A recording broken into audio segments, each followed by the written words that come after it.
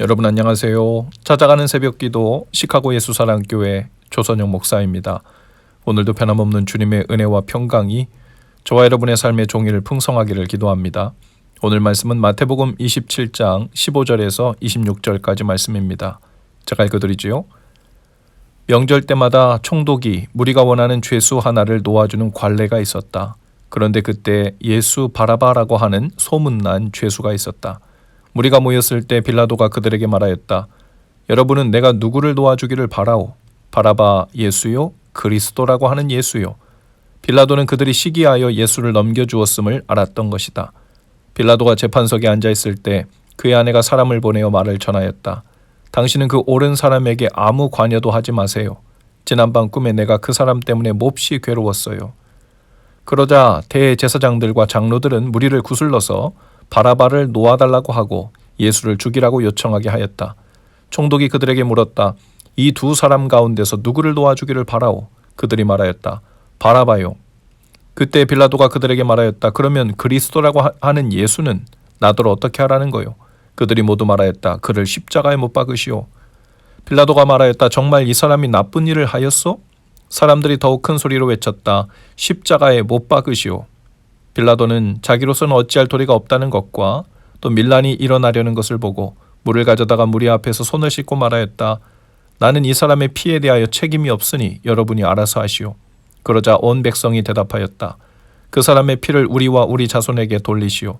그래서 빌라도는 그들에게 바라바는 놓아주고 예수는 채찍질한 뒤에 십자가에 처형하라고 넘겨주었다. 아멘. 우리나라 광복절이 되면 죄수를 풀어주는 제도가 있지요. 광복절 특사라고 하는 영화 제목도 있습니다. 이스라엘에서도 6월절 명절이 되면 특사로 놓아주는 전례가 있었던 것이죠. 그때 바라바라고 하는 유명한 죄수도 예수님과 함께 사형을 기다리고 있었던 것으로 보입니다. 16절에 보면 괄호 안에 예수라고 되어 있고 바라바라고 하는 죄수가 있었다고 했습니다. 성경의 한 사본에 의하면 바라바의 이름이 본래 예수 바라바라고 적혀 있기도 하기 때문에 이 예수라는 이름을 괄호로 묶은 것이죠. 그 죄수의 본명이 바라바일 수도 있고 예수 바라바일 수도 있다는 겁니다. 그리고 바라바는 이미 소문난 죄수라는 수식어를 달고 있는 것으로 보아 이미 모든 사람들이 다 알만한 큰 죄를 지은 중죄인으로 보입니다. 본문의 내용을 보면 빌라도는 예수님의 무죄함을 알고 있었다고 했습니다. 그래서 빌라도는 6월절 특사 제도를 이용해서 예수님을 놓아주고자 했던 것이죠. 그러나 빌라도 자신이 마음대로 정할 수 있는 것이 아니라 무리가 사람들이 원하는 죄수를 놓아주는 제도라고 했어요. 그래서 빌라도는 사람들에게 누구를 놓아줄 것인가 바라바와 예수님 둘 중에서 선택하라고 했지요. 빌라도는 당연히 사람들이 마땅히 십자가형을 받아야 할 정도의 큰 죄인으로 이미 잘 알려진 바라바를 처형하라고 할 것이라 생각했습니다. 그는 그렇게 예수님도 놓아주고 자신도 정치적인 인기를 얻고자 했던 것이죠. 그러나 종교 지도자들은 예수님을 십자가에 못 박으라고 외치도록 무리를 선동합니다. 종교 지도자들도 예수님이 무죄인 줄 알았지만 죽이려고 했던 이유가 있었죠. 바로 예수님을 시기한 것이었습니다. 예수님은 무리들에게 높은 인기를 얻고 있었습니다. 예수님의 인기가 올라가면서 상대적으로 종교 지도자들의 인기와 권위가 떨어졌죠. 그들은 그런 예수님을 시기하여 예수님을 십자가에 못 박아 죽임으로 자신들의 권위를 지키고 되찾고자 했던 겁니다. 이 시기심은 정말 무섭죠. 이 세상의 첫 번째 살인도 바로 이 시기심 때문이었습니다. 가인은 시기심으로 인해 동생 아벨을 죽였습니다. 또 사울은 자신의 사위인 다윗을 시기하여 죽이고자 했죠. 사람들의 본성에는 이런 시기심이 있습니다. 이런 시기심은 다름 아닌 내가 주인이 되고 주인공이 되려 하는 마음에서 오죠. 그러므로 우리가 하나님을 진정으로 왕으로 모시면 이 시기심을 극복할 수 있을 것입니다. 성경에서 시기심을 극복한 사람들도 있습니다. 대표적으로 요나단인데요. 요나단은 왕자였습니다. 당연히 아버지 사울의 왕위가 자신의 것이라고 생각할 수도 있는 위치였죠. 그러니 다윗이 점점 인기를 얻으면 자신은 왕이 되지 못하는 겁니다. 그러나 그는 시기심을 극복하고 다윗을 사랑했고 다윗을 지켜주었습니다. 그냥 마음이 착했기 때문이 아닙니다. 요나단은 하나님께서 다윗과 함께 한다는 것을 알았지요. 자신도 다윗도 주인공이 아니라 하나님이 주인공이시기 때문에 다윗을 그대로 사랑하고 또 다윗을 사용하시는 하나님을 인정한 겁니다. 그래서 다윗과 친구가 될 수 있었던 것이죠. 바나바도 바울에 대한 시기심을 극복하고 바울을 세워주었습니다. 실제로 바울의 리더십을 세우자 바나바는 사람들 중에서 그 위치가 미미해졌고 나중에는 성경에 그의 이름도 많이 기록되지 않습니다. 그래도 바나바는 바울을 세우고 바울을 위하여 박수를 쳐줍니다. 심성이 착한 사람이라기보다는 바울을 이방인들을 위한 사도로 사용하기 원하시는 하나님의 뜻, 그것을 존중하여 하나님을 주인공으로 모신 사람이었기 때문에 바울에게도 박수를 칠 수 있었던 것이죠. 요셉이 형들을 훈련시킨 것도 바로 시기심을 극복하게 한 것으로 보여요. 요셉의 형들은 요셉을 시기하여 노예로 팔았죠.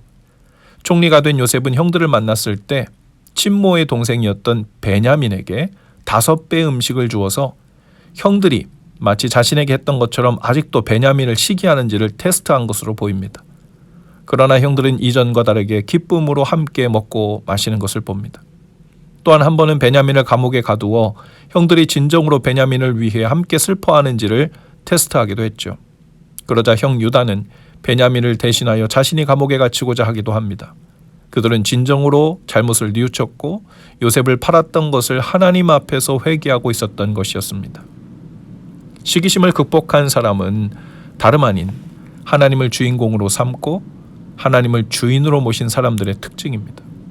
하나님을 주인공으로 모시지 않고 여전히 자신이 주인공이 되어야 하는 사람은 기도할 때도 다르죠. 기도할 때도 신경질적입니다. 하나님께서 왜 자신을 높여주시고 인기를 주시고 사람들 사이에서 또 사역을 감당하는 상황에서 주목받는 주인공이 되지 못하게 하시는지 때로는 하나님께 원망하듯 구하기도 하고 따져 묻듯 구하기도 하고 억울해하고 발을 동동 구르며 속상해하기도 하죠. 하나님께 구한다고 다 기도가 아닙니다. 겉으로는 예배를 한다고 했지만 그 중심으로는 하나님이 아닌 자신이 주인공이 되려 했던 가인의 기도의 태도, 가인의 기도가 마치 그러했을 겁니다. 대제사장들도 하나님을 주인공으로 그리고 하나님의 뜻을 최우선으로 삼았다면 예수님을 시기하지 않았을 겁니다. 주님의 뜻을 이루기 위해 자신들의 모든 것을 내려놓았을 거예요. 하나님을 내 삶의 주인공으로 삼은 사람은 내 뜻과 내 비전과 내 목표 성취가 중요하지 않습니다. 그 모든 것은 더 크신 하나님의 뜻을 이루기 위해 필요한 과정으로 혹은 도구로 필요할 뿐이기 때문에 하나님의 뜻과 그분의 나라를 위해 도움이 되었는가 아닌가 하는 것만 생각합니다. 그러니 주님의 뜻입니까 하는 것을 자주 묻게 되죠. 내 뜻을 언제 이루어 주실 것입니까 하는 것이 먼저가 아니라는 것을 알기 때문입니다. 그러므로 하나님을 사랑하는 사람은 하나님을 최우선으로 두는 사람입니다. 하나님께서 높이시는 사람을 보면 그래서 함께 기뻐할 수 있지요. 즐거이 동역합니다. 진심으로 합력합니다. 오늘도 성령께서 여러 모양으로 우리 삶 속에서 주님의 뜻을 이루실 것입니다. 내가 주인공의 자리를 차지하려는 시기심이 우리 속에서 일어날 때마다 그것이 바로 우상숭배임을 깨닫고 주님께서 우리 삶 속에서 왕 되시고 주인공 되시게 하는 일에 그렇게 우리의 삶을 성공적으로 살아내시는 날 되실 수 있기를 주님의 이름으로 축복합니다. 기도합시다. 주님, 오늘도 감히 주님의 자리를 탐내어 시기하는 마음으로부터 우리를 건져 주옵소서. 오직 주님의 뜻이 이루어지기를 위해 하나님을 기쁘시게 하는 일에 바로 그것이 우리의 소원이자 사명이 되게 하옵소서. 예수님 이름으로 기도합니다. 아멘. 여러분 오늘도 예수 사랑으로 화이팅입니다. 내일 아침에 다시 찾아뵙지요.